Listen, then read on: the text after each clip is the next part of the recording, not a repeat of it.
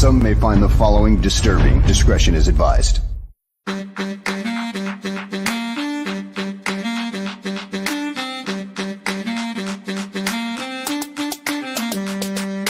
Bears. Because of the way they play the nickel corner here, and the nickel corner plays 85% of the snaps. He's got to be like part linebacker.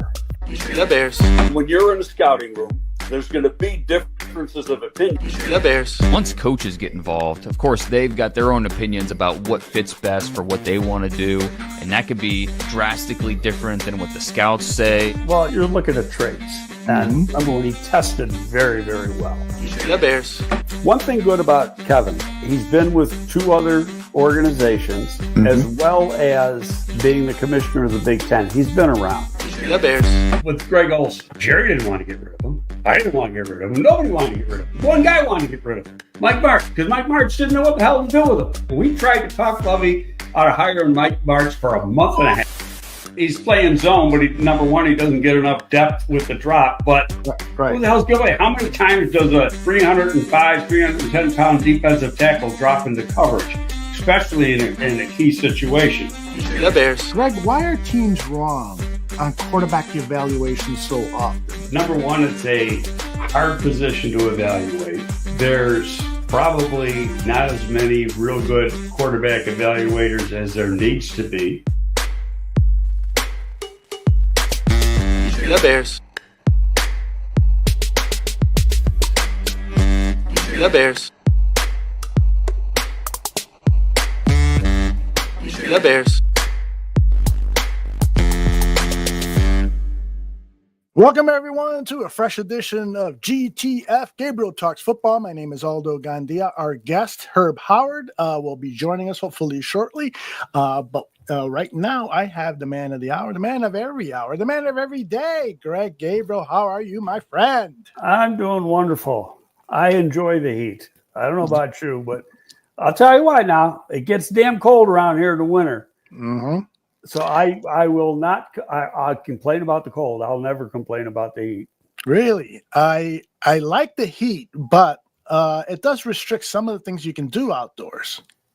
Well, it does at our age now, but I know it wasn't that long ago that, we had a son. I'm going to say it was maybe 10, 12 years ago. Mm-hmm. It was either June or July. We had about 5 straight days when it was over 100. Do you remember that? Yes, absolutely. So I'd go up to my golf course and Jay Hilgenberg's place, Strawberry Creek in Kenosha, and play golf. And I'd get there, play by myself, and just get a card I could play in like 2 hours and 15 minutes.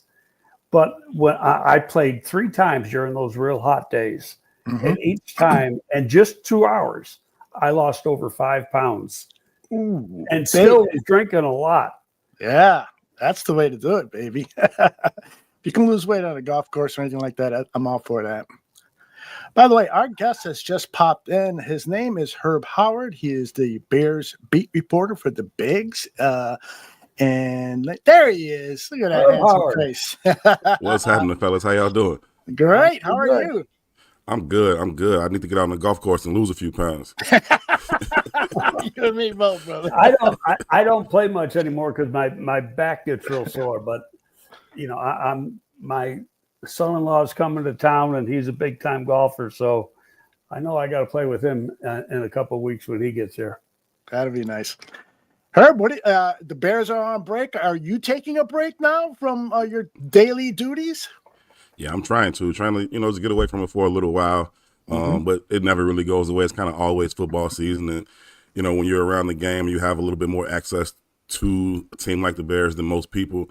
People will always want to talk to you about it. So, you sit at the bar, you sit with your family, and they want to talk about the Bears. Like, I'm trying not to talk about the Bears, but you can never really get away from it. But it's great, man. Anytime you get a chance to just talk ball, you can't complain about it. So, yeah, getting away from it a little bit, but definitely looking forward to training camp coming up and getting close to some semblance of real football.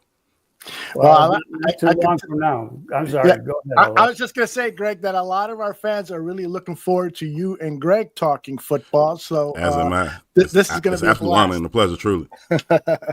I'm sorry. I got to ask you, Herb, because you go up there every day that it was open. And I mean, what was your thought, being to mini camp and the few OTAs that was open? Yeah, I thought it was a good opportunity to kind of really observe the coaching staff, just how they're going to go about their business, how they're going to go about implementing their systems, what does practice look like, what's the pace of it, just kind of how they go about coaching up the team. I thought, to me, that was kind of the biggest thing I could take away from, minicamp. You look at some of the players and people want to know how this player look, how that player look. Well, they're world-class athletes and they're in shorts and t-shirts. They all look great. You know what I mean? So that part of it, I don't really take a ton from that. Certainly you want to see, are they starting to get some of the system things down? Are you seeing fewer mistakes from one week to the next? You kind of observe some of those things. But for the most part, for me, it was just about who is Coach Johnson, what is he like on the practice field, and what is his staff like that he's assembled. I think he's assembled a really, really good staff. And just to watch them was really, really cool. The pace of practice, the intensity, how they were very detail-oriented, making sure guys were on top of every detail of every single play in terms of not only how they lined up in terms of, alignment, stance, key, responsibility, those types of things, but just how they broke the huddle. It was down to those minute details of what Coach Johnson is looking for, what he expects, and how he's going to demand it from him. I thought that part was really, really cool to watch. So let me ask you this. What coach jumps out at you, from the little that you've seen them, and it's in a more controlled environment because there's no pads on, there's no hitting or anything like that, but still you can run, especially with individual and stuff, you can run the drills just like you are at training camp until you get into the hitting part. So who do you like, let's say, the style of coaching and how they coach and how they relate to their players? Yeah, to me, the coach that stood out the most, was Coach Bieniemy, just with the running backs. I mean, the way the Bears kind of set up practice, and it's kind of been that way since I've been covering the beat with different coaches, but the way they kind of do it, the running backs just happen to be closer to where the media is assembled at practice. And so you can see everybody's drills, but you can see their drills, you can hear the coach, you can hear the players, you can see, the details of each drill and what exactly they're doing. And just kind of watching Coach Bieniemy interact with his running backs has been really, really cool to see. He's very strict, he's very demanding, but he's also, loving up the guys and encouraging them. And you can tell that he's built a pretty good rapport with those guys already. And so just kind of watching how he goes about his business, plus the different drills that they've done. I remember watching them do, it was a pass pro drill, and they were using a soccer ball.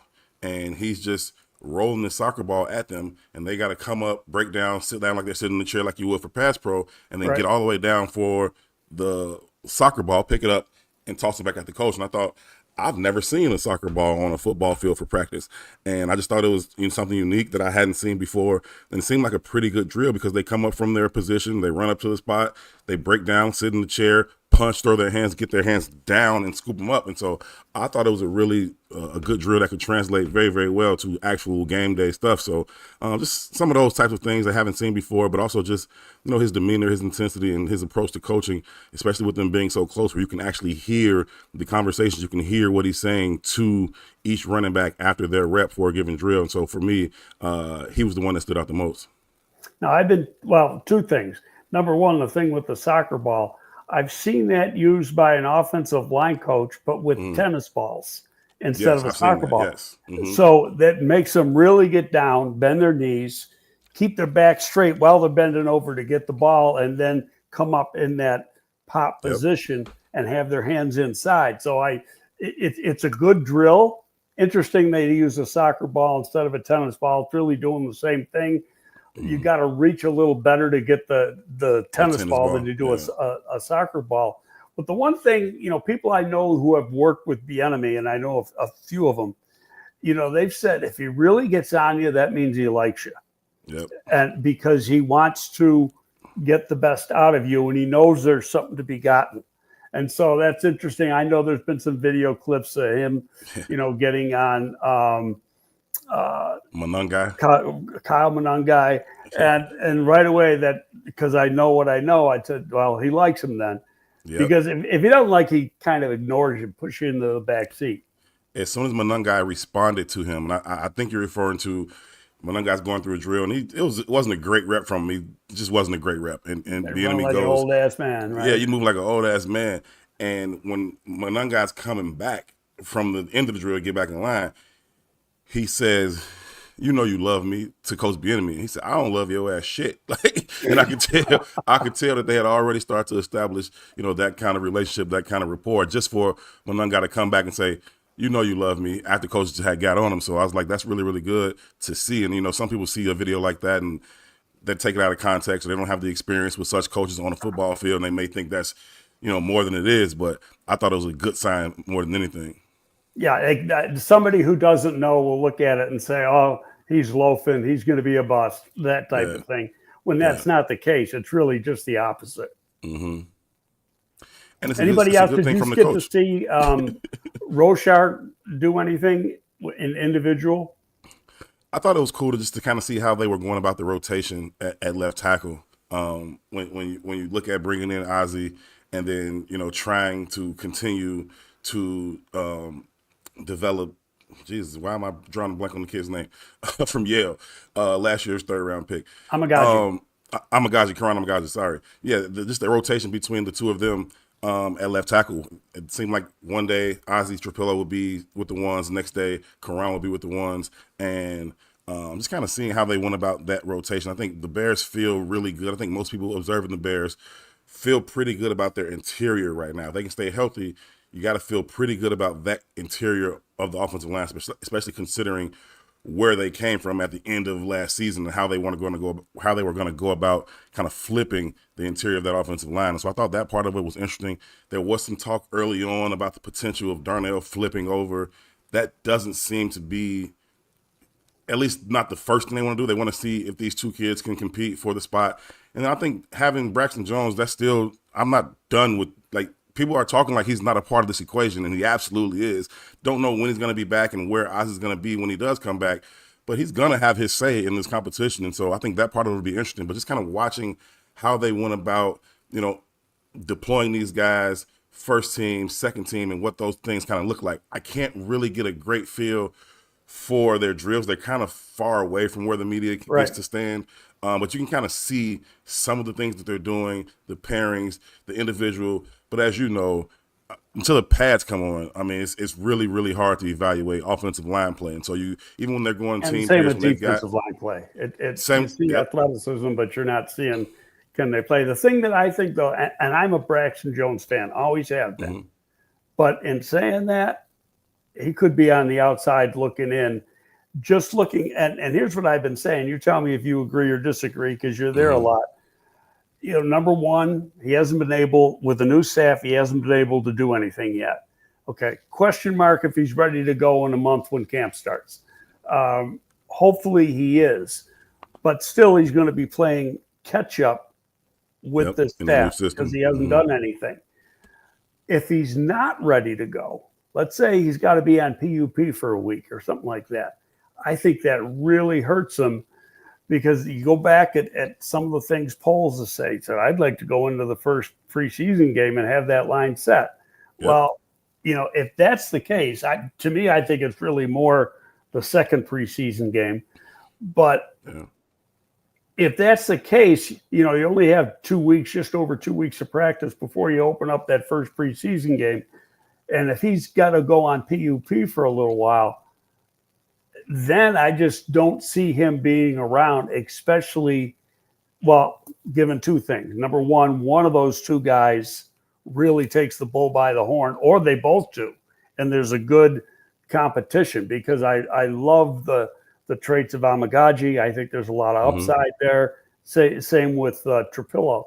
So, but knowing that Braxton is coming out of contract and seeing what guys got last year, I'm just saying the equation, he doesn't fit into the equation that way where you could get something for him when you're not going to pay him. You spent 2 years in a row trying to replace him in the draft. Yeah. Right. So to me, that's the writing on the wall. And it's like, no, we can get something. He's got value. So we can get something from him. He's got to show that he can come back off the injury. But I just have a secret suspicion he's not going to be around because it's they're not going to pay him next year, especially when they've drafted two guys in the last 2 years. No, listen, the equation sets up perfectly for exactly what you're saying. You're talking about a guy going into his final year, who maybe you aren't really looking to extend that way. Like you said, you've invested, a second and a third back-to-back years to fill that particular position. And, he's injured and there's a new staff. And so he's not their guy and they haven't gotten a chance to see him. So he's definitely behind the 8 ball, so to speak, if he's going to really, really, make an impact on this coaching staff and have a say on this left tackle competition. That being said, though, he's a 3-year starter in the National Football League, right? He's more of a known commodity than Ozzie Trapillo or Karan Amagaji. I like those guys' traits too. Ozzie's a massive, massive human being. He walks in, he's like, this kid is huge. And his technique is good. He seems to have a very, very high football IQ. He wants to be great. He says all the right things, and we'll see when the pads come on. I would put Montez Sweat over him as often as I could during training camp just to see, can he handle our best pass rusher? If he can handle our best pass rusher, then you feel pretty good about his opportunities against other teams' best pass rusher as you go through the schedule. And I think him having that head start, 1, on Braxton Jones, but I think 2, on Karan Amagaji. He's a second-round pick. He's got some of the traits. And listen, we know Karan didn't get a fair shake last year. He was hurt all summer, didn't get any reps, not really getting any reps. He didn't get any reps. And then he comes back, and you throw him to the Wolves at Minnesota.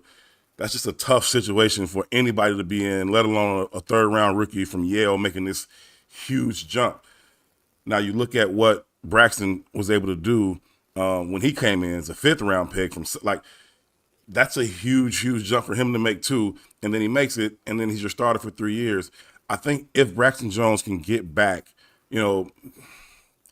mid-late camp and show that, he has the strength and he's using his experience to maybe get a head up on those guys, then maybe he could be a part of it. But I'm with you. I certainly not out of the realm of possibility that he won't be here. My thing is, you're talking about 2 unknowns.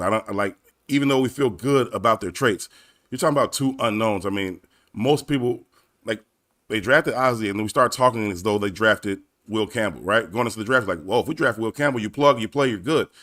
Now we got Ozzie. I'm not a Will Campbell fan, so I mean that's. I thought he was one of the most overrated players in the draft myself. Was the arms thing for you? Oh, the arm with me on tackles, arm length is huge. Mm-hmm. Mm-hmm. There's a reason there's only one left tackle in the league with less than 32-inch arms, and he's got 32 7/8. Mm-hmm, mm-hmm. They do it for a reason.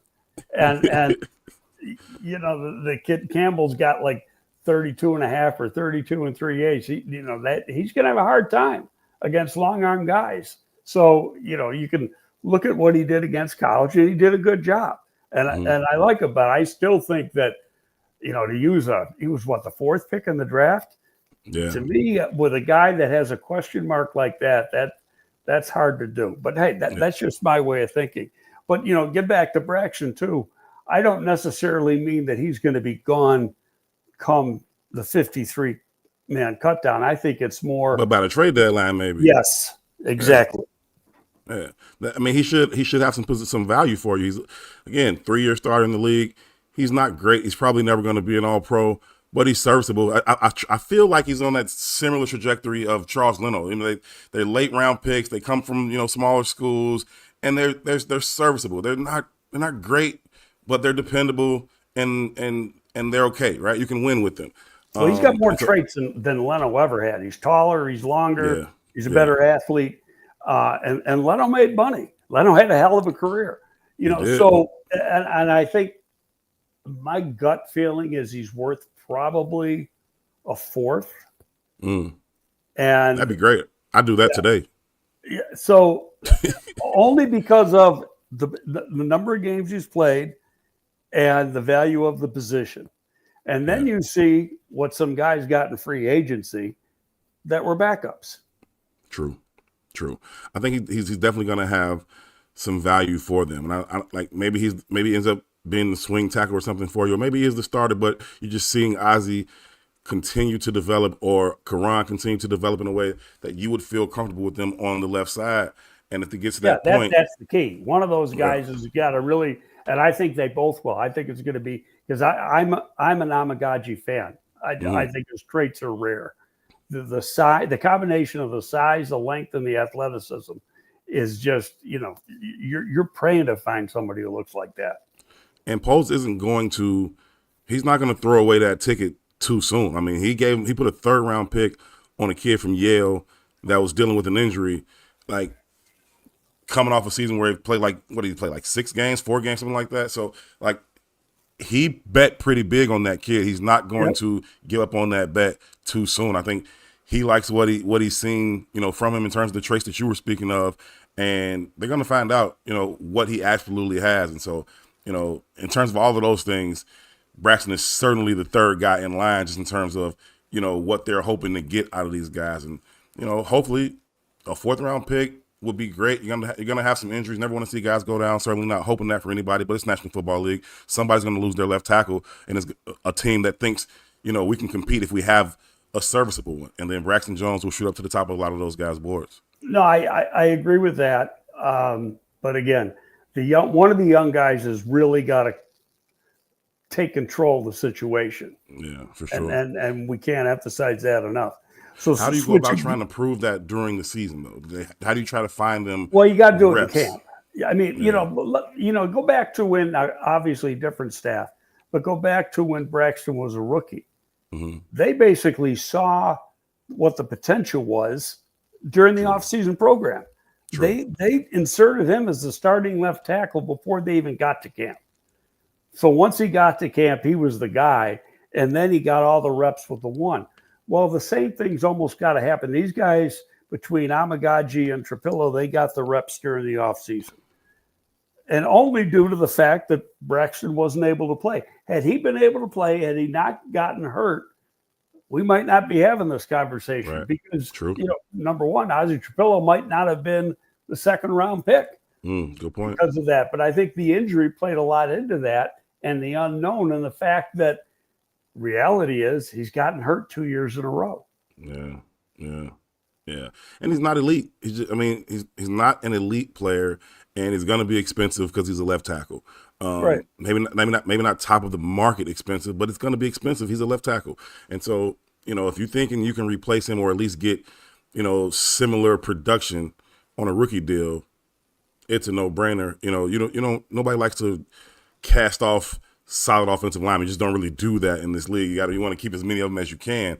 But if you can get a couple of guys behind him on a rookie deal, it just makes a ton of sense to go that way, especially if you think they have the traits to continue to develop and maybe even potentially at some point be better than he is. And he's, like I said, he's not elite, so you're not asking them to make this huge jump to be, better than what Braxton Jones is. I like Braxton Jones. I think he's athletic. I think he's solid. I mean, he's been susceptible to the bull rush. Everybody knows that. But he's been pretty solid for them. I think Rochar said it too right away. He goes, I just got to teach him to learn to keep his ass lower. And that's all it is. It's up here. Mm-hmm. You see enough plays where he bends to know that he can do it.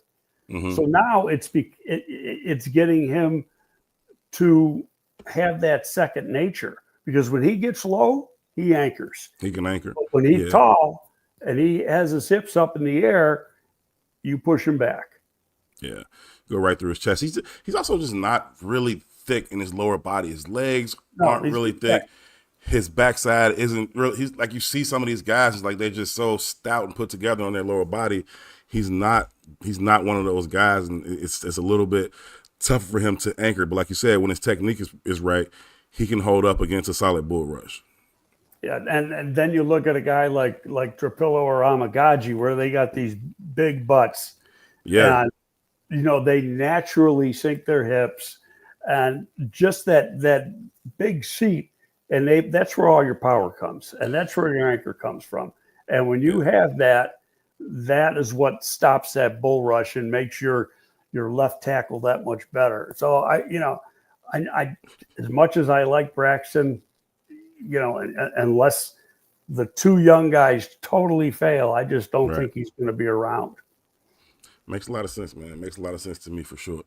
Did you see Loveland doing anything besides standing around? No, not at the practices that were open to the media. I've seen some clips of him like doing some things. Maybe, I don't know if that was rookie mini camp or just some other days, but on the days when media was allowed to be there, he wasn't taking part in individuals or 7-on-7 or anything like that. So, I'm hoping he's going to be ready to go, when training camp rolls around. I understand being cautious. It's not, he's your number one pick. He's a 10th overall pick. You got to play the long game with him. So, I get the caution and not wanting to rush him. But I am anxious to see, one, what he can do, but two, how they plan on using him, how they plan on deploying these 2 tight end sets. We're talking about Braxton going into his contract year. Well, this isn't a contract year for Cole, but all of his guaranteed money is up after this year. And maybe you have a conversation if Colston is that good, maybe you say, well, maybe we can move on, maybe we can draft another one and continue this 2 tight end set that Coach Johnson likes so much. So I think he's got a lot of questions to answer too. And I think, the sooner he can get out on the field, we'll, one, know what he's capable of, but two, get a better feel for how Coach Johnson wants to deploy him and use him within that offense. Guys, I'd like to jump in here because I've got some questions. They're piling up from people in the chat. Herb, you've been getting all sorts of great compliments from people. I appreciate it. Thank you, guys. And Tim wants to know your impressions of how Rome Odunze has looked during OTAs. There's been a lot of talk among Bears fans that he's going to have a breakout type season. Obviously, OTAs are early, but early impressions. Yeah, I think you always want to see that big jump from year 1 to year 2. Rome has everything that you're looking for in terms of, size, athleticism. He's good with the 50-50 ball. I think what I've seen from him is exactly what you would expect to see from him. He looks dynamic. He looks explosive. He seems to be getting a pretty good grasp on the system, and you can tell that he and Caleb continue to develop the chemistry that we saw flashes of last year. So Rome looks good, man. But like I was saying earlier, it's shorts and T-shirts. I'd be disappointed if he didn't look really, really good. I think when we get to camp and we start to see what Coach Allen wants to do as a defensive coordinator, and we start to see these corners in this press man coverage that we're going to see more of this year, that'll tell me a little bit more. Like how is he performing when Jalen Johnson gets up, puts his hands on him early? Can he get off of those things while staying in his route, stay fluid, and be on time for Caleb wherever he needs to be? So I think we'll get a better feel for it then. But Rome looks good. I like Rome's game. I like his size and athleticism as a combination. Rome looks really good. Samo asks, and I love this question, which players look to have changed their physical appearance, looking bigger, leaner, and stronger? Did said players look to be moving better, quicker, and faster than previous year? That's one thing that I always look for when I get to Hallis Hall to watch some of the practices is those second-year players. Have they transformed their body? How are they looking? Because you can notice it a lot of times on a second-year players. Have you noticed anyone's body going through that transformation? The one that jumped out to me was Javon Dexter, but just since you mentioned second-year players, Austin Booker, I don't know that he's filled out a ton, right? I don't know that he's going to. I don't know that he has that type of body type where he's really going to get up to be, 270 or so at any point, right? Yeah, I don't think that's ever going to be the case for him. I think he's a very, very interesting prospect in terms of how he fits, though, into this pass rush that the Bears are trying to develop opposite Montez Sweat. Obviously, they go spend the money on Odunze, but then you got Austin Booker. Dom Robb had a really good spring, but Dom Robb is always going to have a really good spring. There's no knock on him. I'm just saying he's a freakish athlete with great size and speed, and so he was walking Darnell Wright into the backfield all spring. But I don't know that's going to continue when the pads come on, right? So, but he looks great physically. But when I look at Austin Booker, I look at him saying he had pretty much had a redshirt year last year. And a lot of people say he came out a year early, and that if he came out this year, maybe he had he'd be another year. He only played, he was a kid. I actually started following him in high school, and he goes to Minnesota, and for some reason, he's just not getting any play time. So he redshirts 1 year. He's a backup with little play time the next year, goes to Kansas, and then really takes off that year.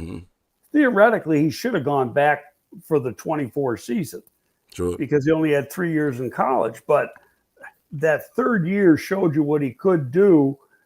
So in essence, he what would have been his fourth year in college, he used in the pros, knew he had to get bigger and stronger. He's probably going to be a 255, 258 max, maybe 260. He's narrow through the hips, so you don't have a lot to go, but he's got length. And I just some videos I saw right away. I noticed that he looks thicker. Now, how much heavier? Who the hell knows?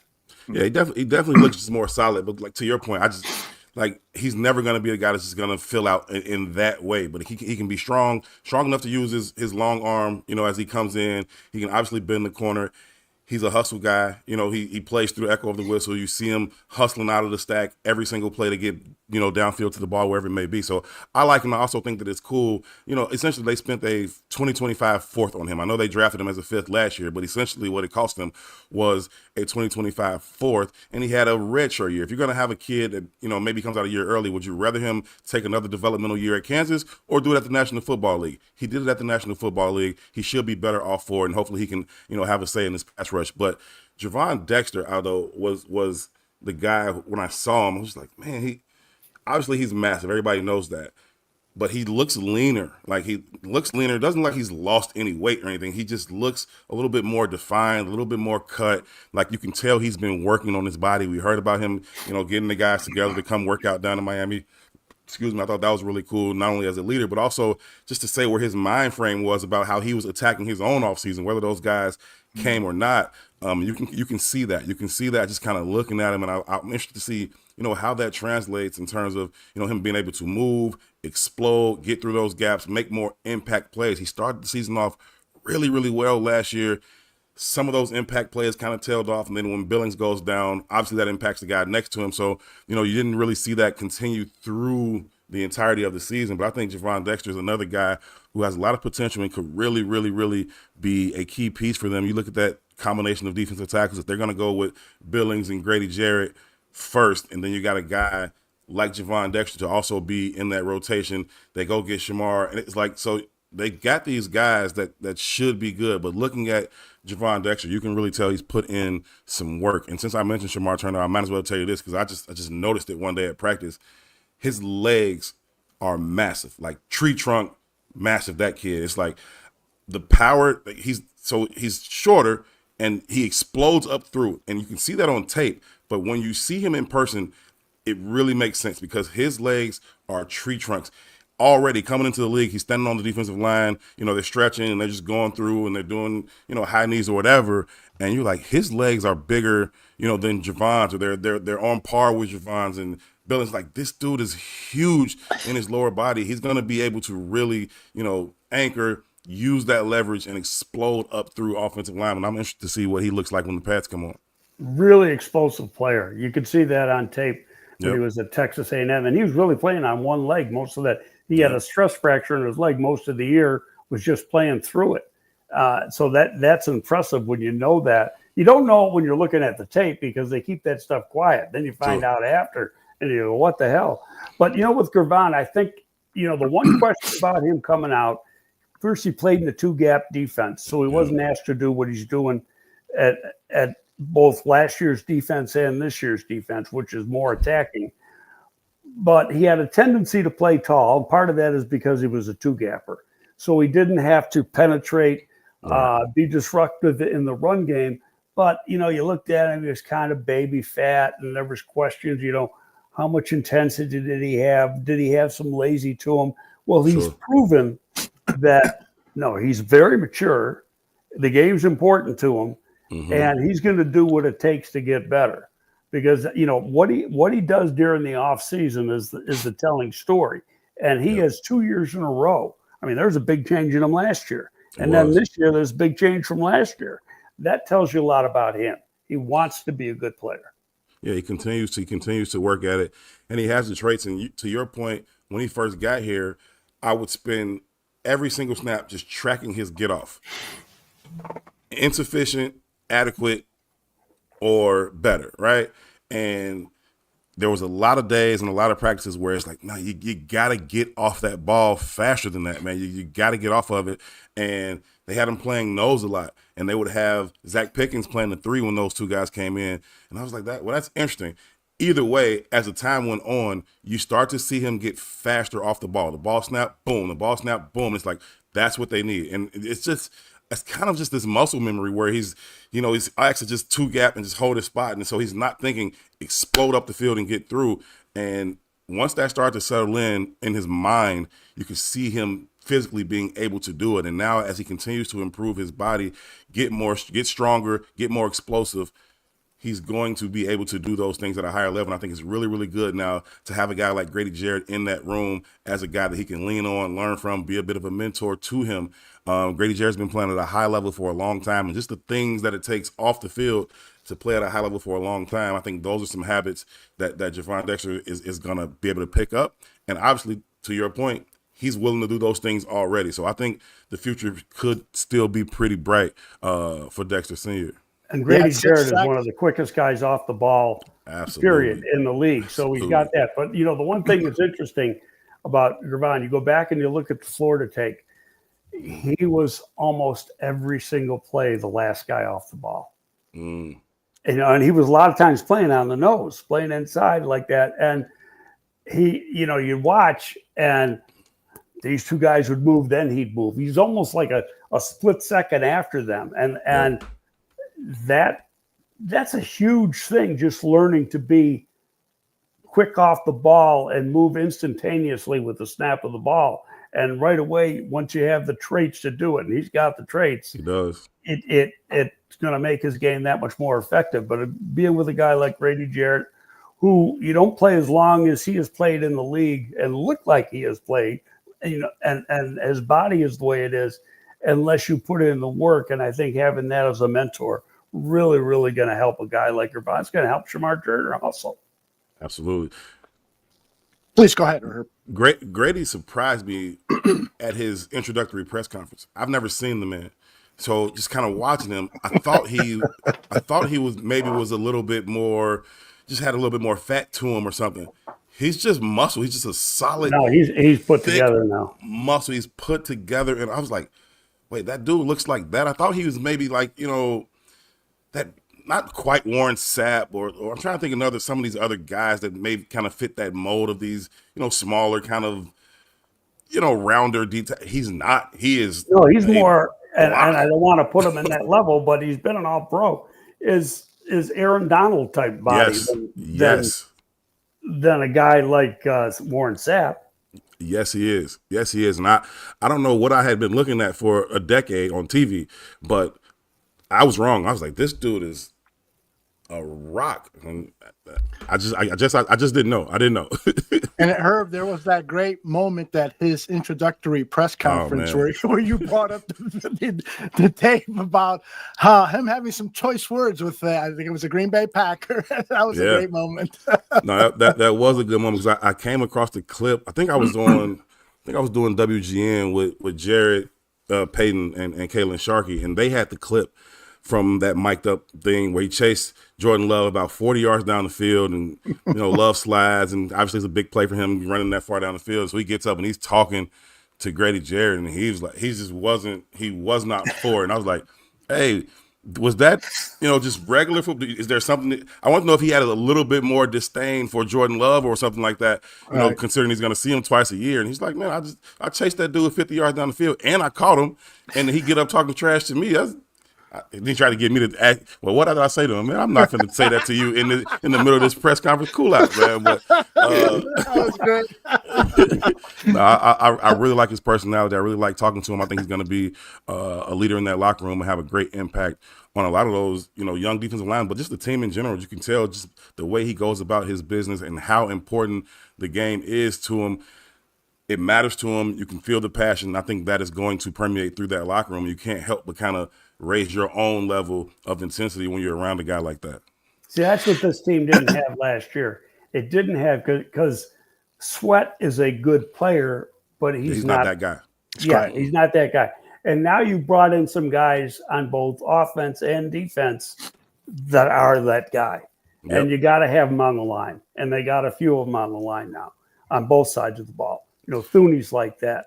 The center's like that. So it's that is going to be good, and it's going to permeate around the team. You got to have somebody at each position that kind of leads both vocally and by example. You do. And I think we left that out. We talked so much about those left tackles and their potential for those young guys to come in and actually be the left tackle this year. I think that process is going to be aided by the fact they're going to be playing next to a potential Hall of Famer, right? You look at Joe Tooney and what he's been able to do. That kind of shortens the learning curve a little bit for them because they can lean on him. He can point things out to them. He can help them. Obviously, he can do it physically, but mentally, he's going to be able to help them point things out. He's going to be able to give them, just that little bit of help when they need it. If they're giving up the inside rush or something, he's going to be able to give them that left hand and help them out just a little bit. And I think having him next to those guys is going to make you feel even more comfortable if you put one of those younger guys in. No question. No question. Herb, I don't want to keep you from anything. Can you go another 10, 20 minutes? Oh, we just talking ball. What's going on? Let's go. I love it. Okay. So a lot of people fell in love with Ian Wheeler last year. His preseason production was outstanding. And then he had that horrific knee injury that Hard Knocks covered. And so a lot of fans are like Sports Chicago style is wondering, is Wheeler moving around? Is he practicing with the team? What have you seen out of Ian Wheeler? Yeah, he's out there. There were a couple of days where he wasn't. And I think, they're still – I don't think they're trying to push it too hard right now, but it's been close to a calendar year, right? In a couple months, close to a calendar year. Well, it happened in the last preseason game, wasn't it? So it was like – Oh, it was the last preseason game. Into August. It's actually he's 10 months out right now. Yeah. So if he was taking part in any of that less than 10 months out, he's really ahead. Yeah, guys are coming back from these ACLs certainly much faster than they used to. I mean, we know it used to be a career ender, back in the day, but then it got to a point where it's like, okay, it's going to be a full year. And now you're seeing guys, get back under a year. And so I think he's on pace and he's going to be ready to go, for camp and for preseason. You talk about traits. I mean, there's a guy with some traits for you for a running back room that isn't settled, right? That everybody isn't completely sold on. I think he's going to have his say in this competition. He's got speed unlike anybody else in that room. Obviously, DeAndre has speed too, but that straight line speed that we saw from Ian Wheeler last year, nobody else in that room had that kind of speed, and he was running well with the ball. It was unfortunate, that he went down with the knee, but I think he's going to have his say in the competition, and he has been out there, and he's cutting, he's getting through the bags, he's doing those types of things already. Like I said, maybe not on an everyday basis in terms of, giving him some load management, if you will, but I think when the pads come on, he'll be ready to go, and like I said, he'll have his say in this competition. I agree with you on that, but you don't want him to go. You want him to go quick, but not too quick, because you still got to have concern. Coming off the injury, each guy is different. If he's ready to go full go, you're not going to hold him back because he wants a job. Right. But you got to be smart about it. And if it starts to swell up a little bit or whatever, you got to give him a day off. You got to, for sure. If he proves that he can run kickoffs in preseason, do you think Devin Duvernay's job could be in danger, guys? I don't know. I look at what you think, Ed? I think the guy's been a Pro Bowler twice for his return ability. He isn't going anywhere. Yeah, I come on the same way. I look at Coach Hightower, and I just don't think he wants to have that thing in flux anymore. Like, you go out, you get a guy who's a known commodity. You know what he can do there. Whatever he gives you, in the passing game is icing on the cake, really. You want him to be that steady returner. And I think that Burton may have a say maybe in the punt return game. But the kick return game, I think you let Duvernay get back there and return as many as he can, and hopefully he breaks 2 or 3 for you. And that's the key is he can do both. There's a lot of guys who can do one or the other. Yep. And he's like, and his name's Devin too, but he's like Devin Hester in that you can do both. And when you can have a guy that does both, that saves your roster spot. Mm-hmm. Sometimes you need an extra guy because, one guy got to do kickoffs and the other guy's got to do punts. Now the kickoff, obviously, it's a different play than it was 2 years ago, given the new rules. But still, you got to have a guy who's got explosiveness through that first group. And once you get with the new kickoff rules, once you break that first line, you got a chance of taking it to the house. I thought it was interesting when Coach Hightower at the podium sometime in the spring, He said, we're not calling him Devin yet. As a kick returner in Chicago, we're not calling him Devin. We're just going to call him Duvernay, and that's it. Like, he don't get Devin yet. That's great. That's great. J2K wants to know about that competition for the number 6 wide receiver spot. Did you see a wide receiver stand out that you think will make that final wide receiver spot? What do you think about that battle? I remember, I don't know, maybe three or 4 years ago, maybe, they came to camp with like 14 wide receivers. And you couldn't identify who the number 2 receiver was, right? And it was like, there's 14 guys, and all of them could be the number 2 receiver.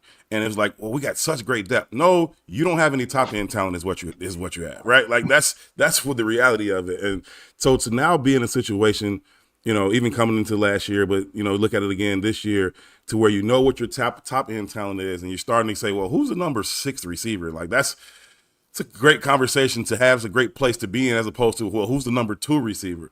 So, you know, they've done the work in terms of filling out that room. I think that I'm still very intrigued by Tyler Scott's speed, man. It flashes on the football field that he is probably the fastest guy out there. And you see him on the field, when he hits that top speed, he's just running at a different clip than everybody else on the field. And I know it hasn't come together for him. I know he hasn't had the opportunities. I know he's, you know, dropped some opportunities when they have come his way. But I'm just still very intrigued by what his speed brings to that room in a different way than everybody else. We haven't had a chance to see Burden, so I don't know what his, you know, speed looks like up close in person on the field. I don't know what that feels like. But you can feel Tyler's speed, and I think because of that, he has something to add to that room. He has something to offer. And so if you're going to go DJ, Rome, you got Burden, you got Zacchaeus, Olamide, he had a good spring too, right? He's one of the guys who you just see how he runs, how he comes in and out of his routes.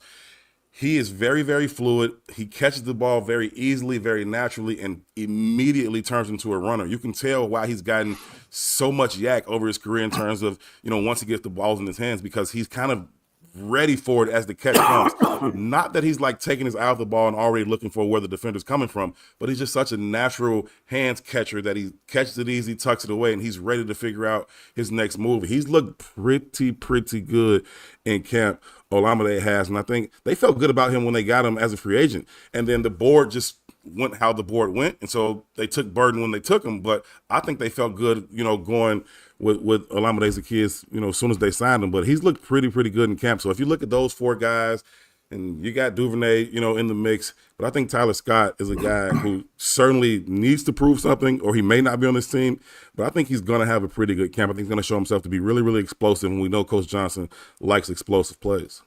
Let me ask you this about him. You go back to last year, and in that final preseason game, he has to play a lot. There's guys hurt, and they didn't want to play the regulars. Catches like double ditches passes in that game. And then all of a sudden, you don't see him again for like 7-8 games. He doesn't even dress. Right. And it's like, was there talk amongst you guys, meeting the media guys that are there every day, that he might have been in the shit house, you know, in the doghouse or something with that coaching staff? It was something, right? And I don't know what it was. I don't know if it was blocked. Listen, they wanted to throw 15 screens a game, right? And so you want to throw those out there, somebody's got to stand in front of that guy, or DJ is going to get killed, which he got killed a few times anyway, right? But maybe they just didn't feel like he could get on the field because he couldn't help them in the blocking game. And so if you can't help us in the blocking game, and at that point you weren't in the kick returner conversation, we aren't gonna waste a game day spot for you to maybe get 2-3 targets, maybe. So I think the blocking probably factored in as much as anything. He looks a little bigger. He looks a little stronger. You can tell he's gotten himself in the weight room. He's also another guy who's never going to be this, you know, big, super strong receiver, but you can tell that he's gotten stronger, right? You can kind of see that on him. So he's got to have we heard Coach Johnson say, you know, no block, no rock from all of these receivers. And, you know, a lot of people took it as a direct shot to DJ, but I think it was to all of them. So that's going to be a part of it. But I think that was probably as big a reason as anything for why, you know, he was in the doghouse with the previous regime. Well, the fact of the matter is that when you get with wide receiver room, 4, 5, and 6 have to be able to play teams. They do. There's no question about it. And so 1, 2, and 3 don't, and theoretically even 4 doesn't have to be a teams player. But 5 and 6, they have to. be. Yeah. And, or they ain't dressing. And if they ain't dressing, why are they on the team? Because you need those spots. If you're going to dress 5 or you're going to dress 6, they have to help you out on teams. And if he can't give you anything on teams, then you know why he wasn't playing. Yeah, there you go. I think, again, with his speed and now with the added muscle, I think he could factor into your gunner conversation, right? I mean, you got Josh Blackwell. He's going to be your gunner, but you lost Jalen Jones. He was the other one. And I thought the two of them were amazing in terms of how they work together at gunner and getting outside and getting down the field and making those tackles. But I don't know. I mean, obviously they made some acquisitions. Gone, though, right? Yes, Jalen Jones is gone. I think he's Arizona or something like that. Right. Yeah. But they made some acquisitions, in the defensive back room for some special teams guys that could be able to help. But I think Tyler Scott has to have a say-so, in the team's conversation. Like when they get to camp, he's got to be able to show that I can use this speed to get downfield faster than everybody. And then when I get there, I can do enough to make that tackle on this guy. And he can do that. That gives him, like you said, just more added value because whoever that guy is, he has to be, 4-phase team. Like he's got to be able to do this stuff. So if he can, that'll give him a better shot. As you guys know, the Bears have talked about moving Kevin Hardy to play some linebacker. Creighton wants to know, could we see a lot more base 4-3 if Hardy becomes part of the linebacker crew? Have you seen Kyler Gordon's contract? or have you seen him play? You know what I mean? Like Kyler Gordon's, he's gonna be on the field 65, 70% of the time. More than that. He's gonna be on the field 75 at least. Yeah, like he's going to be on the field, and he should be on the field because he is that good. He's that versatile. They talk about these ideas of playing him at safety, and not in this necessarily traditional role. People think like he's going to be lined up at safety. What I can envision from Coach Allen is, as a quarterback, you break the huddle, you take your pre-snap reads, and you see too high. You see Byard, and you see Jaquan back there too high. Okay, cool. And then you start to go through your cadence. And maybe you look down and you look back up, and now Jaquan's rolling down. And so you start to think, okay, now we're single high, and we got 3. And then right at the snap, Kyler bails out, and now you got 2 again. And trying to figure that out in a millisecond for a quarterback is tough. You go from 2 to 3, back to 2 post-snap. It can create some problems for you, and Kyler's good enough to do that. He's good enough to be down in the box and then fast enough to bail out and be deep middle or deep half at the snap. So I think, what you can do with him just makes him so valuable. He can rush, he can cover, he can whatever you want. Kyler can do that for you. He's willing to come up in the run game. And so I just think whoever wins that linebacker spot, if it's going to be Hardy, if it's going to be Hippolyte, whatever, I don't think that they're going to be in 4-3 any more than 15, 20% of the time. I'm with you, Greg, that you can't take Kyler off the field more than 20, 25% of your snaps. He's just too valuable. What I don't know, and it'll be interesting to find out, in Fluce's scheme, you were playing nickel for the most part, minimum 80%, 80 to 85% of a game, every single game. When you look at the percentage of snaps, so in essence, the nickel was a starter. Right, starter. So sure. I don't know how that holds up in Dennis Allen's scheme. And that's going to be interesting to see and interesting to find out. How often are they going to have 3 linebackers on the field versus 2? And the only time you saw it with the Bears over the last couple of years is really when you knew it was an obvious rundown. Yep. I think that looking at, to answer the question, Hardy, he's capable, and he's a great athlete, and he's another guy that I should have mentioned when they were talking about who kind of stood out physically, because you can tell that he's been in the gym. He's rock solid. He's athletic. He's already got that kind of low center of gravity. He can bend the corner. Too. Yeah, and he's a teams player. So he's gonna be around, and if they choose to drop him, back to linebacker, I think he could pick it up. I think he could do it. I think that you're gonna get Hippolyte and Noah Sewell are going to get the first crack at that thing. Now, as it goes through and Hardy gets some opportunities and he takes advantage of them, he can certainly be a part of the conversation. I think he can do it, and I think they may want to look at him and see how that looks. But I think Hippolyte and Noah are going to get the first crack at that. Got a question here from Samo. I think he's still with us. He's got a a phone call for work, and he's crying. He wants to stick around and listen to this great football talk. But he says, "Herb, do you have any idea how Dennis Allen plans to use his defensive tackles with the return of Billings, addition of Garrett, and the fact that Odunze is also an effective pass rusher from 3 tech? Is Dex going to play nose tackle too?" The feel that I get from Coach Allen is that he's going to deploy all of his weapons in a multitude of ways. And so I think we're going to see guys up and down the line. I think he's going to try and figure out where he can create mismatches, who's the weak link on that offensive line, and how can I get guys isolated on him as often as possible in key situations. And so I think you'll see Montez inside. I think certainly you'll see Odunze inside, but just the defensive tackles in general, I think you're going to see a pretty healthy rotation of them. Obviously, Billings can give you something in the pass rush. I don't put anything past what Billings can do. I think he's just a really, really good football player.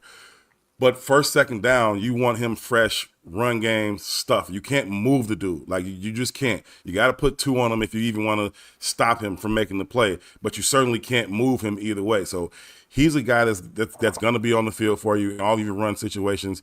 You got a guy like Grady Jarrett. You're going to want him on the field. But you're going to be able to keep these guys fresh because Dex is a pretty good player. He takes another step. He could be a really good player.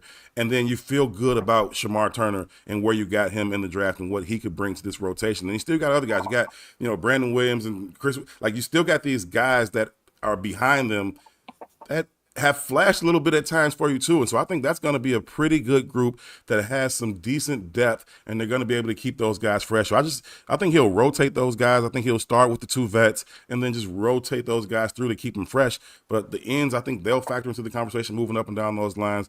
And I'm just excited to see how he deploys. I think he's got a lot of weapons in terms of the interior and how he goes about attacking defenses, right? Not just getting back to that Bear style of, attacking offenses, right? How you dictate the game to them as opposed to just kind of being reactive to what they want to do. We're going to tell you how this thing is going to go. And I think that's the kind of mentality that Coach Allen brings. You know what? I really believe this too. It's not whether you're a starter or not on the defensive line really doesn't mean anything to me. It really doesn't. How many snaps you're getting. Yep. Percentage of plays. And yep. My gut feeling is you're going to be seeing a lot of these guys playing 50% of the snaps. Yep. All across the way, which is going to keep them fresh. And that's the way you win ball games in the National Football League, especially if you don't have the talent, you can't do it. But if you got the depth to do it, then, hey, play 7 or 8 every game and give them a lot of snaps. That'd be great. If you can see, if you get those defensive tackles, 4 or 5 guys that are playing between 45 and 55%, like that looks great, and they're fresh, and that'd be great to see. And it'll say a lot about what guys like Shamar Turner are doing in terms of developing and contributing. So that would be phenomenal. Indeed. Samuel has another one. He says, is there a player or players that we haven't heard much about that you are looking forward to seeing in training camp? So always a tough one, but sometimes we get a great name. Greg, I'll ask you the same thing. Well, there's always going to be a UDFA or a guy who was on the practice squad last year that kind of jumps out, at least at the beginning of camp, and challenges for a spot. And so, who that's going to be, I don't know. The one name I think, and only because he got hurt last year after he really showed in the little that he played, is Bill Murray on the offensive line. And, was that real or was that fake? And if he, unfortunately, he tore a pec muscle, put him out, but it's not a real serious surgery. Everybody who has that surgery comes back from it really well. So, if he picks up where he left off last year, that really helps the depth on the offensive line. And then I also think it makes Bates expendable, especially given the fact that it's a given that he has an arthritic shoulder. Yeah. Yeah, I think, the interior, the depth of that interior is going to be important. I know you like the top 3 and you hope those guys play 17 games for you, but what they have behind them is going to be interesting, and watching that, develop through camp is going to be something I'll keep my eye on. But trying to get to the question, I don't know. I look at some of those late round picks, and obviously everybody's intrigued by the high draft picks, and everyone wants to see Colston and Bird and all that. It's cool, but I look at Hippolyte, I look at Zay Frazier, and I want to know what they look like when the pads come on, because Hippolyte was one of the guys that Coach Johnson kind of highlighted coming out of the spring, and you could see that on the field. His athleticism, his speed, that's real. You can feel it. One particular play, it was a wheel route. It's always hard for me to say. From DeAndre Swift, and Hippolyte mirrors him out to the flat, turns his hips, runs straight down the field with DeAndre Swift, gets a clean PBU.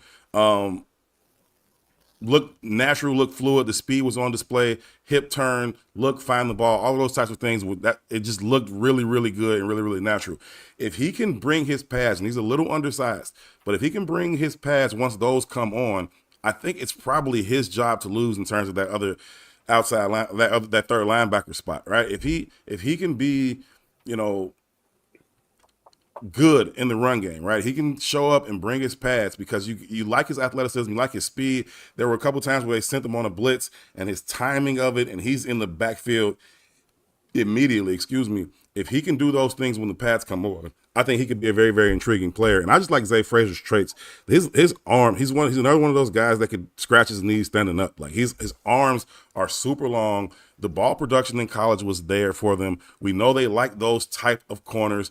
Smitty's long, Stevenson's long, and now you got this other kid who comes and he's long. He's very frail, but he's long and he's got the ball skills. So I'm interested to see, how he kind of factors into this competition. I know they got good depth at defensive back, but so what? Like, you can get to more depth at defensive back. You can't have enough of them, if you ask me, especially when you look at their schedule and they're going to go to Cincinnati, and we know the receivers that they got, and you look at Minnesota, like all these guys, and Green Bay keeps adding to their wide receiver room. So, if you can get more DBs that you feel comfortable putting on the field, that's great. I think he's probably a year away, if I'm being honest about Zay Frazier, just kind of developing his body and getting used to, this level. But I like his traits a lot, and so I'll be interested just watching him through training camps. I think he'll make some plays. I still think he's probably a year away, but I think he'll make some plays in training camp. So I'll have my eye on him. Another guy that's got to jump out on teams and produce on teams. Yep.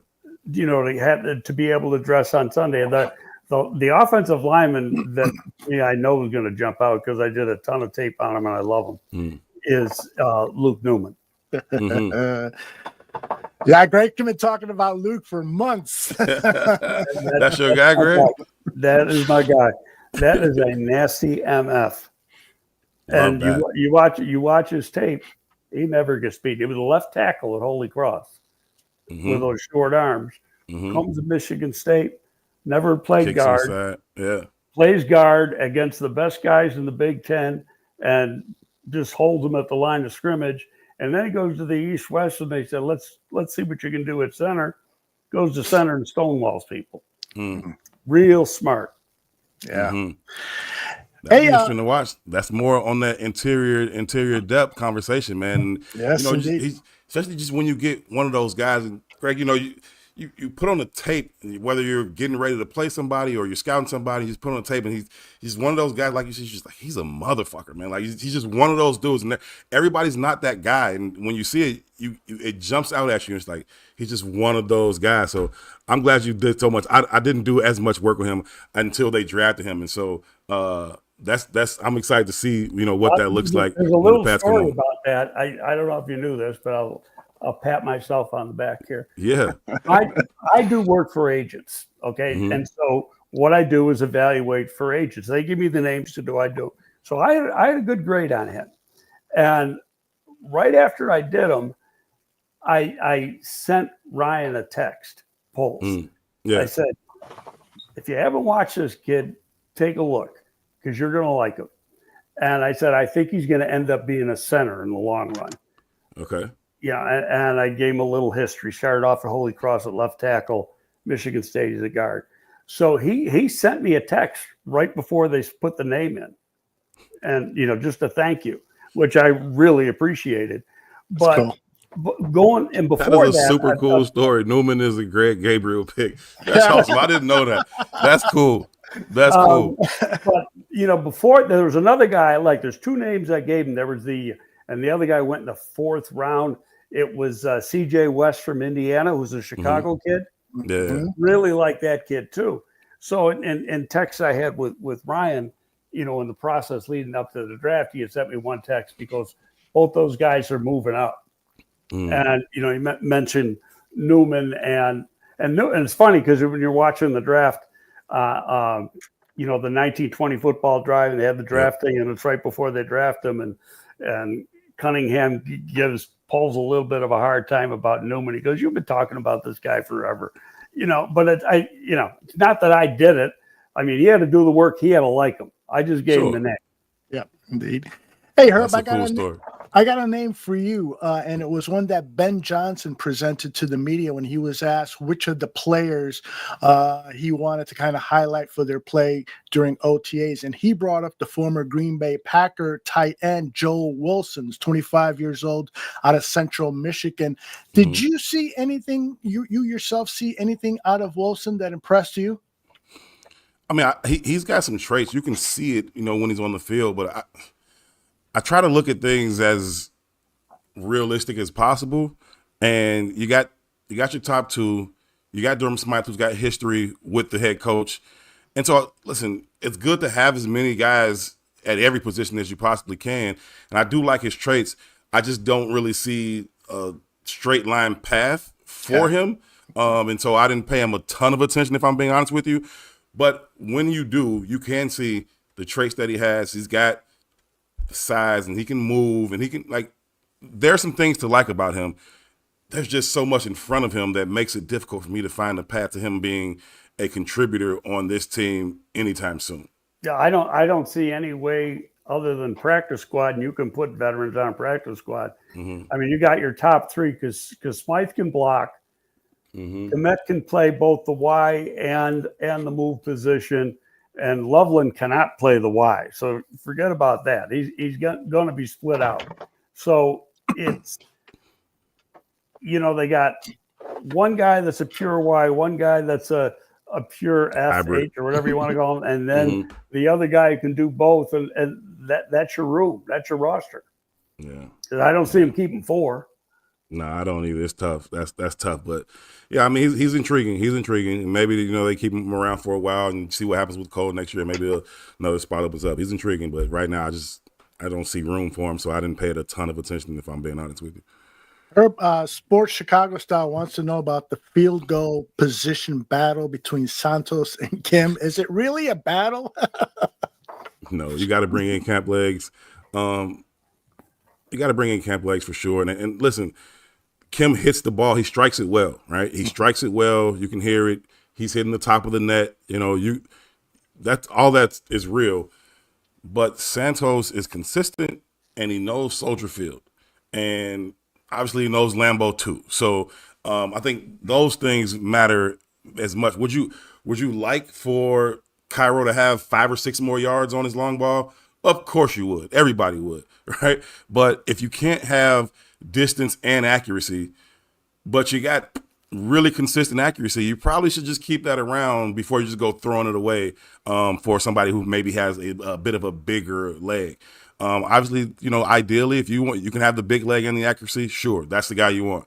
But short of that, I'll take Cairo and what he's able to do at talking about Wrigley at Soldier Field. On a week-to-week basis, he understands the win. He gets down there with Coach Hightower during the week to figure some things out. So I'm good with Cairo. I like him. Like I said, he does strike it well. You can hear it, you can see it, but I don't think there's a real competition there unless you get to the point where not only can he drive it, 55, 58, but he's also money from 43, 48 all the time. Then maybe a competition will open, maybe. But for right now, if I had to say, the hardest part for a rookie kicker because it's not the physicality, and there's kickers every year coming out that can kick the ball a mile. It's up here.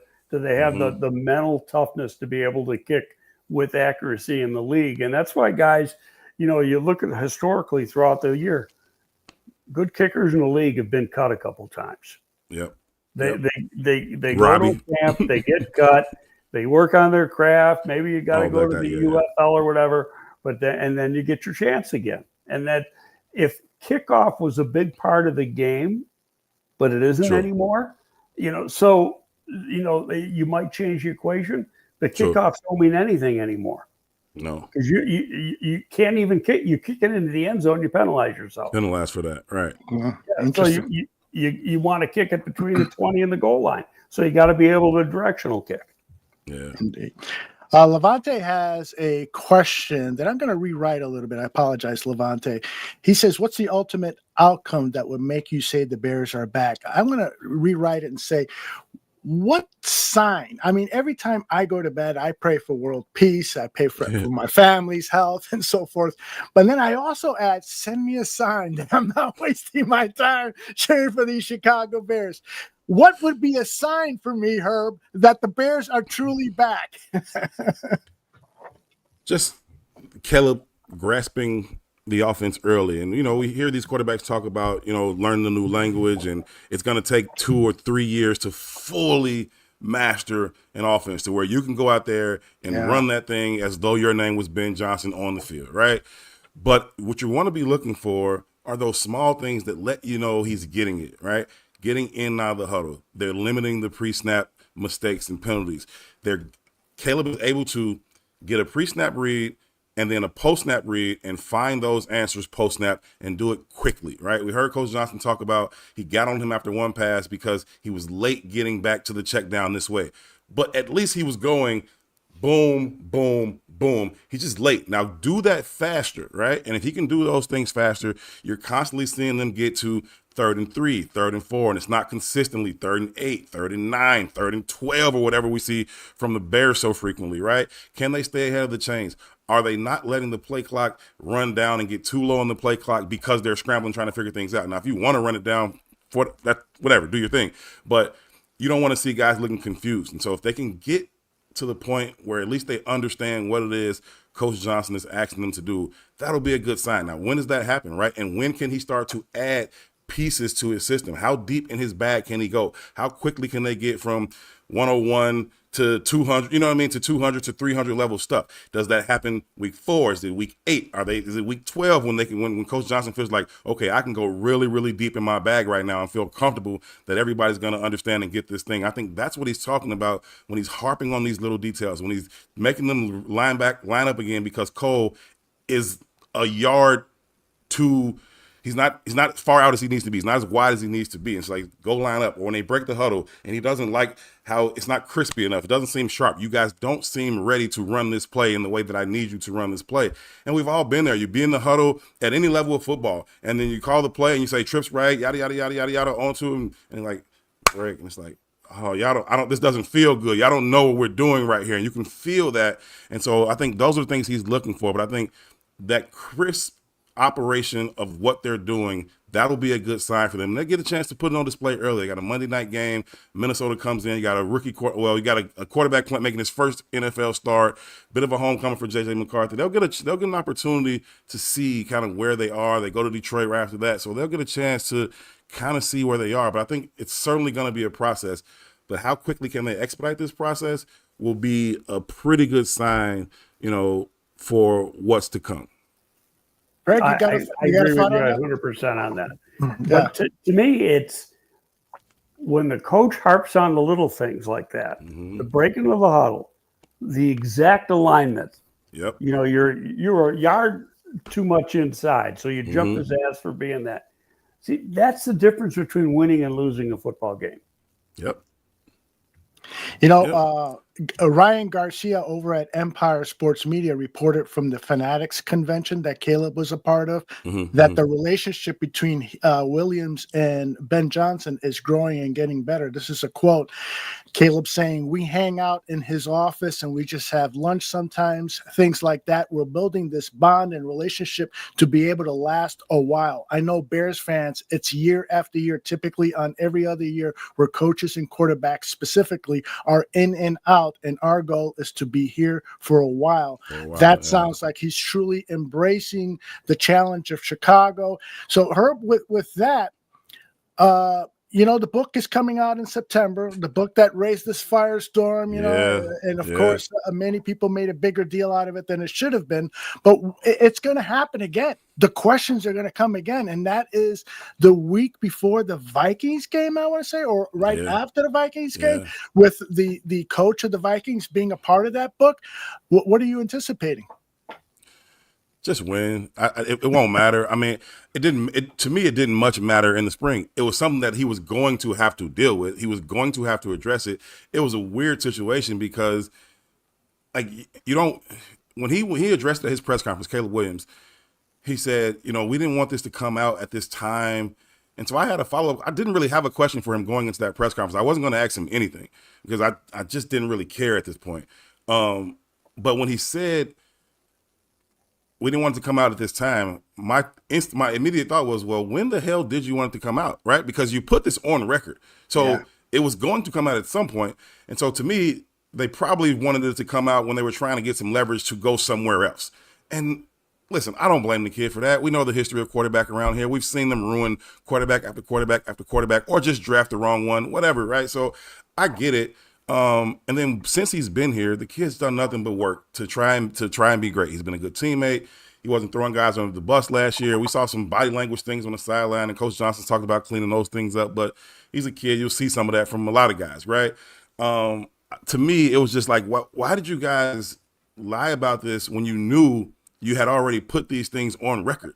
Like, so that was the only thing of it to me. So I just asked him, like, well, when did you want it to come out if you didn't want it to come out then? Because clearly you put it on the record. But other than that, I didn't really care, and I'm not going to care much going forward either. Certainly it'll be another story once the book comes out, especially, like you said, after that particular game with the Vikings. But I don't think it'll be, much of a deal, especially if they play well, if they win, whatever, right? He's going to continue to develop his relationship with Coach Johnson, and I'm never a guy that's like, oh, they got to be friends. They don't have to be friends. Like, I don't care if they're friends or not. They have to respect each other, and they have to work well together. And as long as Caleb wants to be coached hard, he's willing to put in the work, and he believes that Coach Johnson can get him to reach his full potential, they'll be fine. I don't care if they eat lunch together. That's wonderful, but I don't care, right? Now, if they get in their food so they can get to the office and watch tape, great. But if, whether they go outside of Hallis makes me no difference. To go back to that story, we talked a lot about it here, and we talked about everything that came out in that book. We talked about here on this show back in March and February leading up to the draft when he was drafted. There was nothing in there that wasn't new. Or that was new, rather. It was stuff that was known. Right. People in the league knew it. There's a lot of people in the media knew it, but you know what? It got pushed aside after the draft, and then you forget about it. And because they hired an agent who actually is a friend of mine, who's from the DC area, and to be that guy to, he wasn't going to be the agent for the contract. He was really looking into, well, can I force the issue? What can I do? Do I have to go to Chicago? Do I have any other options? And what it came back is, no, man, that's where you're going. And so I do not begrudge them in any way to try to find out what options they had. Totally within their right. Yep. Made a ton of sense to me.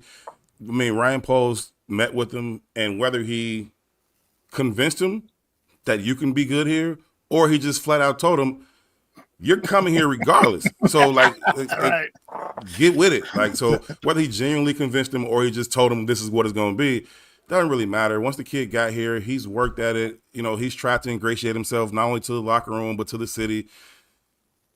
It's not a big deal. And to Greg's point, we heard all these things. There were all these rumblings before. We kind of knew this was happening. There was too much smoke for there to be no fire with that thing.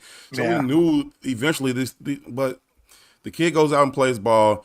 Nobody will care. It'll be a story for another week or so after that Vikings game, and hopefully he'll never have to address it again.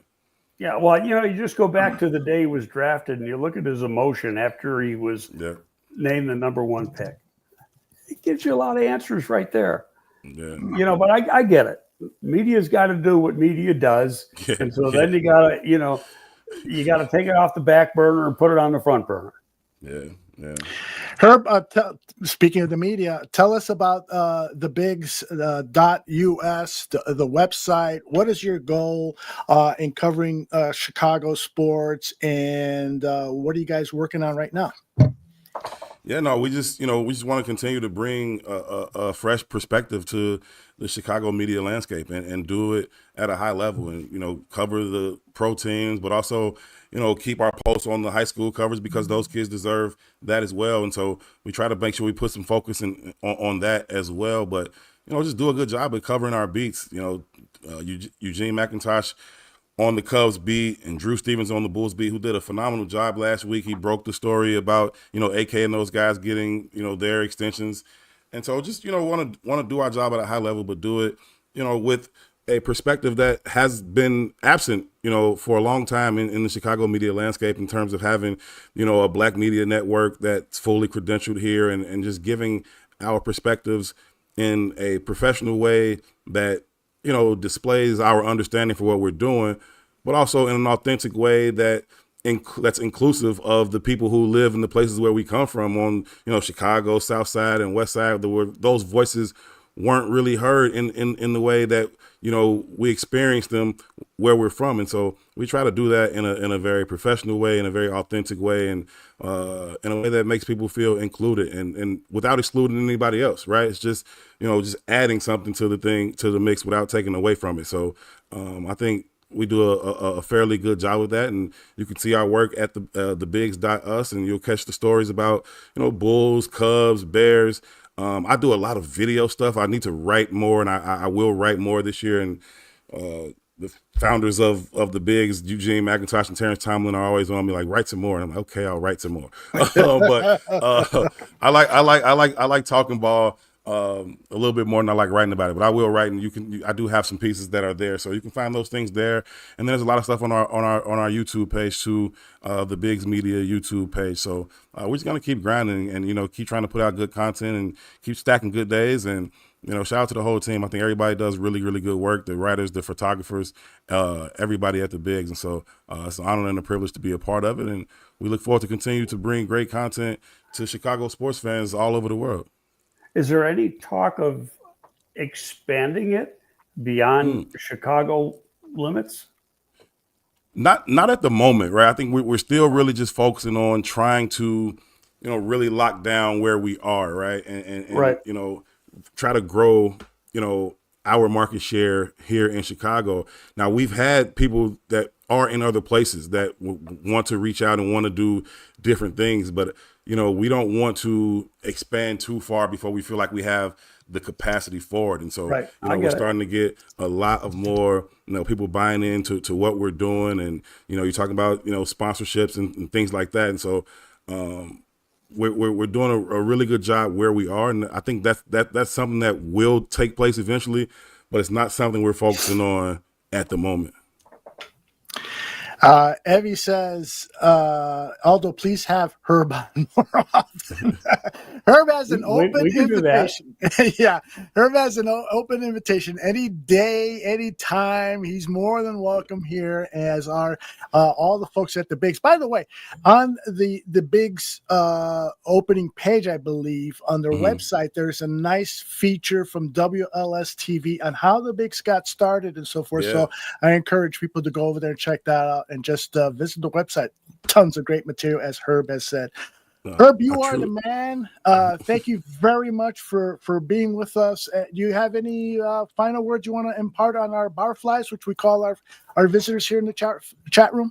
Well, first, I want to just say thank you to the two of you for having me on, and I'm definitely down to come back anytime. I love talking ball with people who know ball, right? And you know what I mean by that. Like, you can talk ball, but then you can talk ball with people who know ball, and that's a different experience. That's when it's fun. That's when he's like, oh, we've been talking for, an hour. We've been talking. Let's keep talking some more, because it's just fun, because, it's like just sitting down talking ball with other people who know it, and that's always fun for me. That's something I could do forever. And no diss to, any other outlets or any other conversations I have with, random people at the bar or whatever.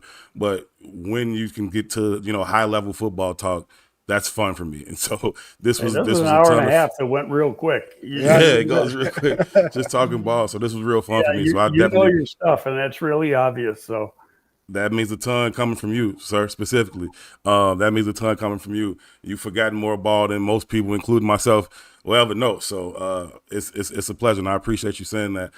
So, yeah, I'll definitely be down to come back. But just shout out to everybody in the chat. Thank you all so much for tuning in, for supporting what I'm doing and appreciating the work that I put out. And thank you for the kind words. If this is your first time, ever seeing me talk ball or whatever, I appreciate y'all, man. So give me a follow on Twitter, HerbHoward411. And I look forward to the football season, just getting closer and closer and closer. I'm trying to figure out, and maybe you guys can help me with this, I'm trying to figure out who is going to be my meter player for this year. When Chase Claypool was here, I started this daily tracker of just how he was doing. And I called it the Claypool meter. And then I did it about Javon Dexter because I was, like I told you earlier, I was just tracking his get off. And so I was doing it about Javon Dexter. And I don't know who it's going to be this year. So you want a young player?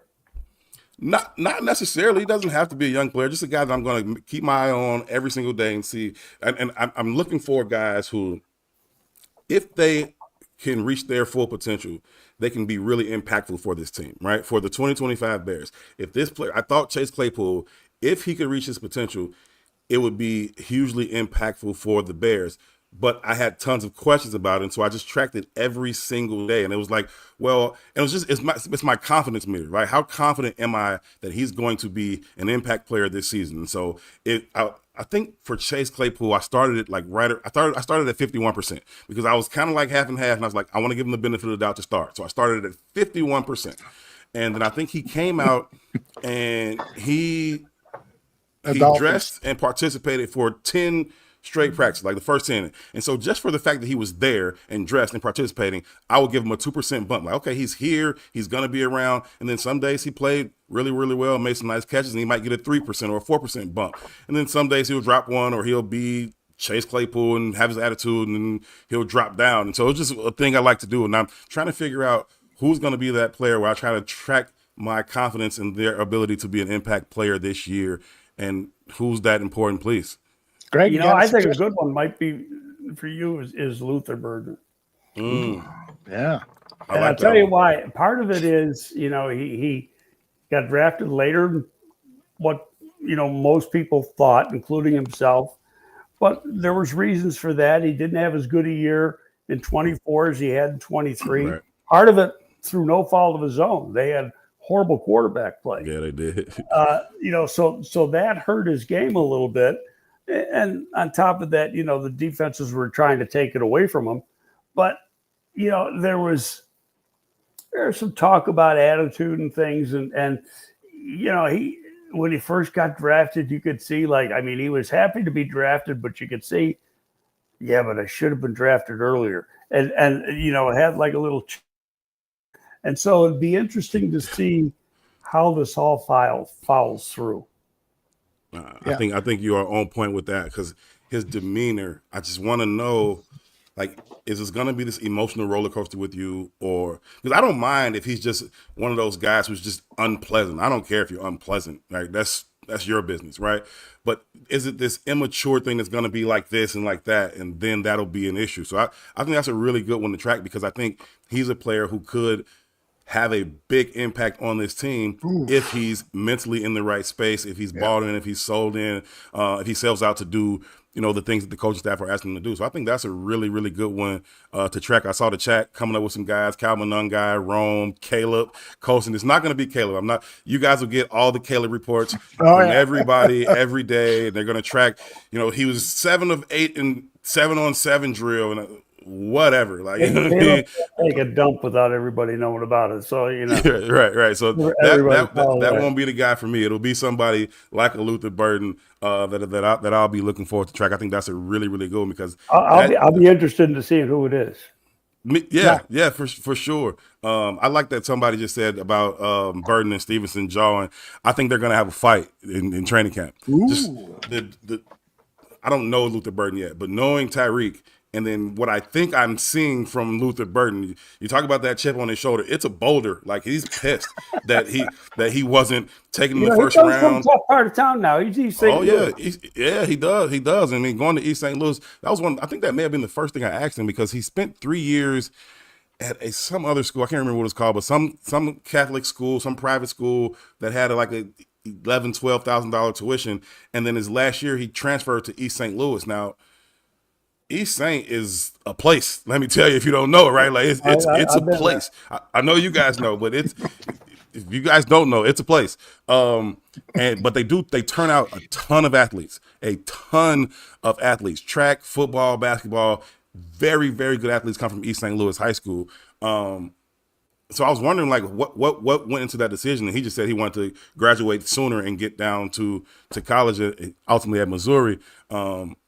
But anyway, he's got that huge chip on his shoulder, and like you said, you can see it from the very first interaction with his introductory press conference. He was pissed that he was not drafted, and when he got to Chicago the next day and he came for his in-person press conference, when he walked in the room, I'm like, are you feel better today? You okay? Because you was pissed yesterday, and he's still carrying. He's like, no, I remember everybody who passed on me and took those receivers, and they're gonna have to see me. So we'll see. Hopefully, he just uses it as a positive motivation. You can say that, but it's got to carry over to what you do. Yep. So it's two separate things. So are you going to mouth it that it's a big thing, or are you going to prove that it's a big thing? Mm-hmm. Yep. Good stuff. And I will ask for your consideration, somebody from the offensive line, because, the trenches, that pit area never gets enough attention. So if you were tracking somebody like a Drew Dahlman or one of the two guards, like Jonah Jackson, to me is a big question mark. Not that I don't have confidence in him, but let's face it, last year it was not a good year for him with the Rams. And so he's got some proving to do, and hopefully he'll do that right away. But for anyone that's going to be tracking offensive line play for the Chicago Bears and defensive line play, I'm going to pay close attention, because I think that's the way you win football games in the National Football League, is by winning the trenches. Yeah, it's going to be those two guys for me. I know you maybe asked for one, but for me, it's those two guys. It's Drew and it's Jonah. Drew was the best available center this acquisition period. Yes. But he's not – I don't think he's a top 5 center, right? I agree. He was going to get top 5 money, and good for him. His contract came up at the right time. Good for him. But I don't think he's a top 5 center in the National Football League. Now, you put him next to Joe Tooney, and maybe Jonah Jackson returns to his Detroit Lions form when he was with Coach Johnson, who feels very, very good about him. Coach Johnson, like, to hell with whatever happened with the Rams. I like that kid. I'm glad he's on this team. They obviously prioritized going to get him. So, I'll give him the benefit of the doubt on what happened last year. But I'm going to be watching them, because those two guys are still going to be critical to the interior protection in the pass game, but also opening up holes in the running game. And this offensive line has to get better. I think that Ryan Poles and his staff, and apparently Greg Gabriel, did a great job of flipping this offensive line in 1 year, one offseason, right? Really did a great job of flipping this offensive line. About Coleman, though, where, and I get everything you were saying, but for what this team wants to do, great point, with the run game, he was the perfect guy, because there's not too many centers that can play in space like he can. He's extremely athletic. Now, you can get a guy who's a bulldozer and lead your way that way, but that's not what the run game's going to be here. Now they want to get out on the edge and move their feet. Right. He's smart. And you go by, you look at his Atlanta tape, and that's the only tape we got to look at. He's out on the perimeter a lot. He can adjust on the move. He hits people. He's a good pass blocker. He's not the best. Right. I don't think he plays as big as he actually weighs sometimes. But for the run game, he's going to be superb. And then when you got those two big guys next to you, that's going to help him. That's better than what he had in Atlanta. And so that's going to help him too. No, that's a great point, Greg. Like, you talk about, one-to-one comparisons, and is he top 5, whatever, but how does he fit this scheme? How does he fit on this team? Right. He may be ideal for that. That's a phenomenal point. Yeah. Outstanding. All right, Herb. Again, thanks very much. We'll be bugging you again somewhere down the line. But Anytime. I want you to enjoy your summer. Enjoy your time off. Get out on that golf course. Lose a few pounds like Greg did when he played his last round of golf. I need to. It's 95 degrees today. I should be out there trying to sweat something off right now. But I'll definitely enjoy summer. Summertime Shy is a unique phenomenon unto itself. It's my favorite place to be in the summertime is in Chicago. So I'll have some fun for sure. But I'm never too far away from football. So hit me up anytime. I'll be glad to come back. Okay. Thank you very much.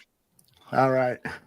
That is Herb Howard from the Bigs. What an outstanding interview. This guy is so damn likable, even if he is part of the media, right, Greg? He's alternative media. So there you go, new media. And maybe when we have him on next time, I'd like to get into that topic. What is the difference between what the Bigs does and what the Chicago Tribune does in terms of covering sports and specifically the Chicago Bears? No, I did not know that it was a African American owned business. Enterprise. Yeah, I didn't know that. Yeah.